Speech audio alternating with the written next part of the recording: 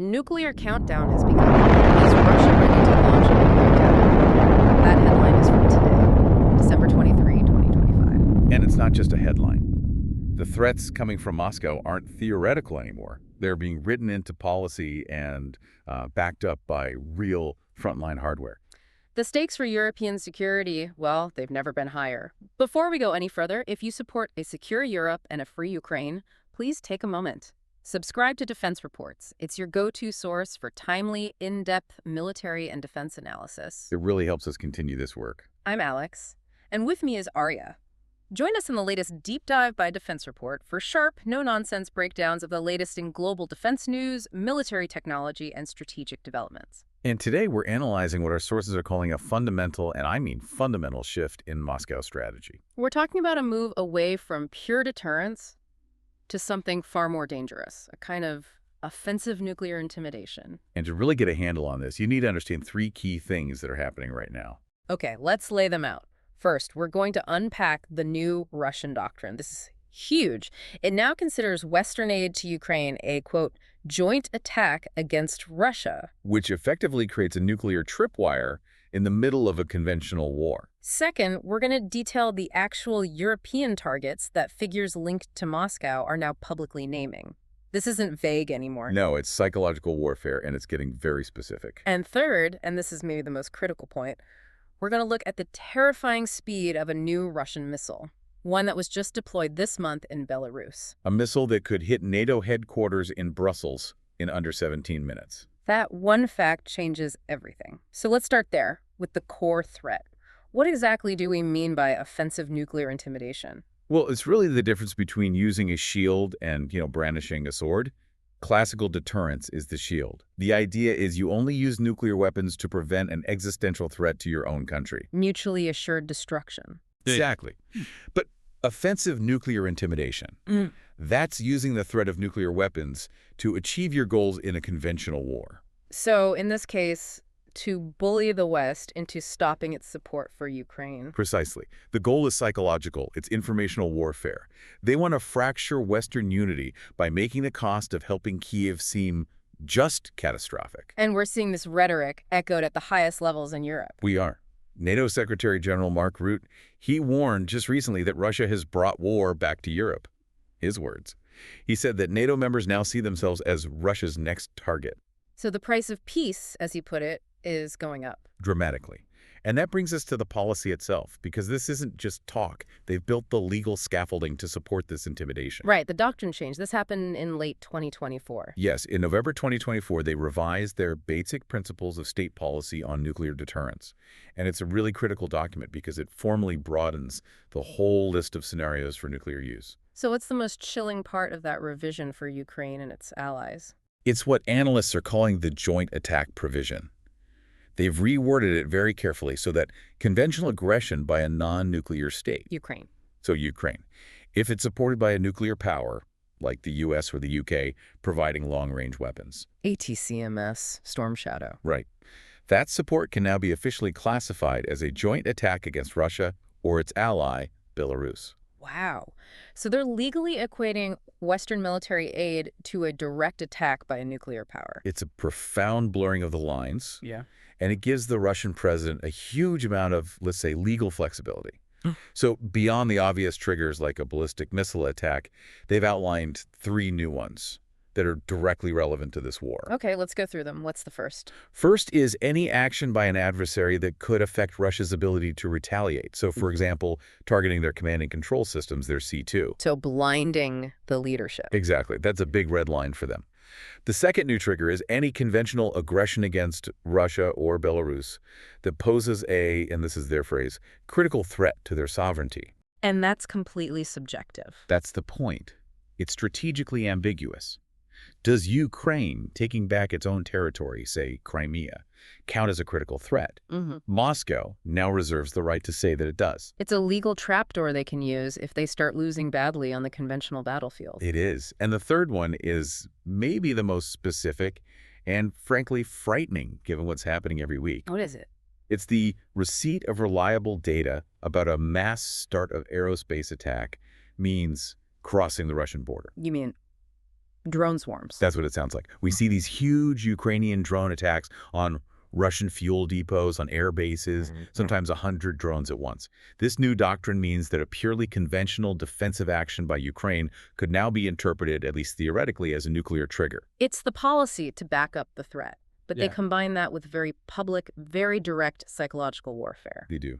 Which brings us to those target maps we saw resurfacing in late 2025. Right. This wasn't some old Cold War map. Dmitry Rogozin, a pretty high-profile, Kremlin-linked figure, he published a fresh list of UK defense targets. And this wasn't just, London. He identified 23 specific locations, all tied to defense manufacturing, nuclear infrastructure, military logistics. The goal is to make people living near those places feel that threat personally. What were some of the key sites? Well, the list named places like Aldermaston, which is home to the Atomic Weapons Establishment, AWE. It named Barrow-in-Furness, where BAE Systems builds submarines. Critical infrastructure. And major industrial hubs like Bristol, where you have Airbus, Rolls-Royce, MBDA, the core of the UK's defense industrial base. The message is clear. Your ability to help Ukraine makes you a target. It's a pattern. They name specific sites, they talk about their advanced weapons, and it's all designed to create fear and pressure European governments to back off. It's pure cognitive warfare. But let's move to part two, because this isn't just about maps anymore. It's about hardware on the ground right now. The Oreshnik missile deployment in Belarus. This is the news from mid-December that really changed the game. It really did. Putin and Lukashenko both confirmed it. The nuclear-capable Oreshnik Intermediate-Range Ballistic Missile, or IRBM, is not just in Belarus. It's entering combat duty. And the defining feature of this missile is its speed. It's a hypersonic system. That's right. The Russian sources are claiming it travels at up to Mach 10. That's 10 times the speed of sound. And it's a dual-capable system. Meaning it can carry a conventional or a nuclear warhead. Yes. And they claim it hits with so much kinetic energy that even a conventional payload can have an effect like a small tactical nuke. It's dangerously ambiguous. But let's be critical for a second. Mach 10 sounds like a boast. How much of this is just propaganda designed to scare NATO? That's a fair point, and the exact top speed is probably debated inside intelligence agencies. Yep. But whether it hits Mach 8 or Mach 10, the strategic effect is almost the same. Because it's so close. It's the proximity that's the real threat. This is a class of weapon that was banned for decades under the INF Treaty. Now it's sitting right on NATO's border. So what does that proximity mean in terms of flight times? That's the number that matters. And the numbers are sobering. The estimated flight time to key Polish air bases, the main logistics hubs for aid going into Ukraine, is around 11 minutes. 11 minutes. And to NATO's political and military command? The estimated flight time to NATO HQ in Brussels is 17 minutes. 17 minutes? It's less time than it takes most people to get to work in the morning. That single fact fundamentally changes the nature of crisis decision-making for the entire alliance. And it's not just one launcher, is it? No. Lukashenko has hinted they could deploy up to 10 systems across maybe 30 different sites. And we have confirmation they're renovating old historic sites and training commercial crews to handle special munitions. So they're aiming for full operational readiness. It seems so, which really blurs the line between Russian and Belarusian nuclear posture. Okay, so that's the active, deliberate threat.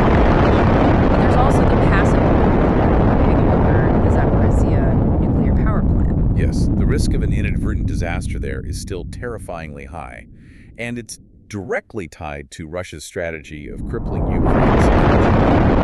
That plant needs constant external power to cool its reactors. And that power supply is anything but stable. Far from it. In December alone, ZNPP had its 11th and 12th complete loss of off-site power. They call them LOP events. Every time that happens, the entire plant has to rely on its emergency diesel generators. Which aren't meant for long-term use in a war zone? Not at all. They need constant fuel, constant maintenance. The more you rely on them, the higher the chance of a cascading failure, a total blackout, and then you're on the path to a core meltdown. And Russia is still using the plant as a shield.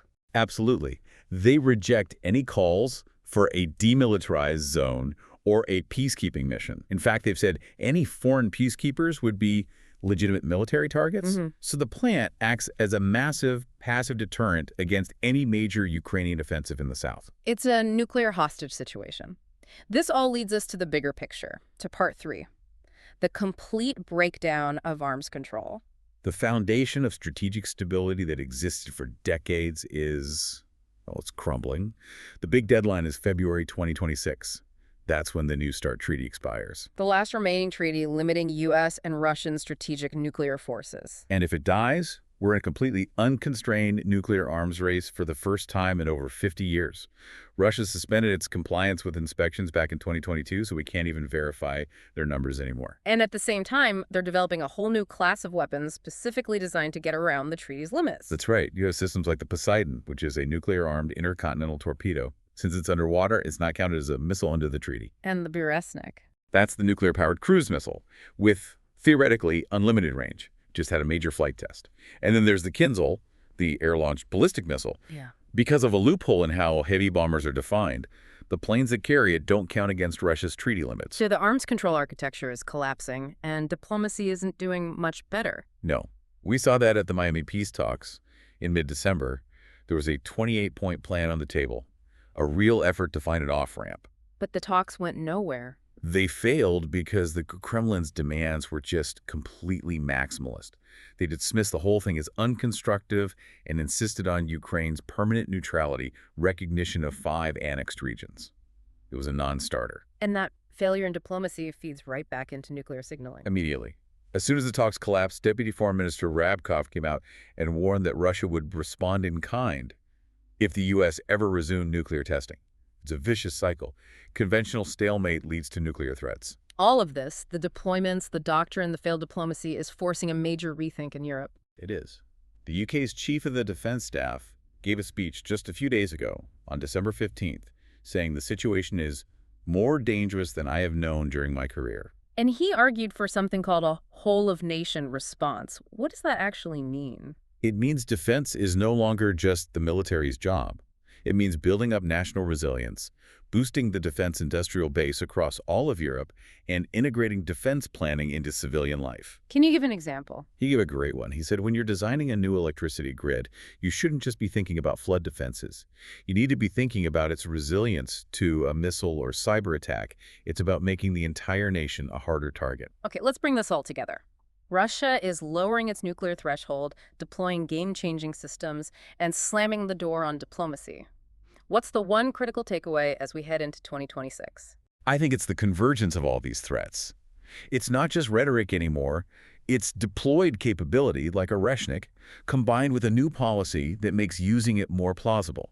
The DIA, the Defense Intelligence Agency, still assesses a major nuclear strike is very unlikely without an existential threat to Russia. But Russia has just lowered the bar for what they consider an existential threat. Exactly. By arguing that conventional support for Ukraine is a critical threat to sovereignty, they have made the scenario for a limited nuclear strike in Europe more plausible than at any time since the Cold War. That's the new reality, and it's that speed factor that really stays with me. The Oreshnik compresses NATO's decision time down to almost nothing, 17 minutes to Brussels. So that brings us to the final question for you, the listener, to think about. If an attack gives your leaders only 17 minutes to make a decision, how long does the alliance realistically have left to bolster its conventional defenses to make sure that decision never, ever has to be made? A critical question for 2026 indeed. You've been listening to Defense Report by Alex and Arya, where we analyze the latest in military strategy, global defense, and advanced weaponry. Thank you for joining us for this deep dive. And one last time, subscribe to Defense Reports, your go-to source for timely, in-depth military and defense reports. We'll catch you next time.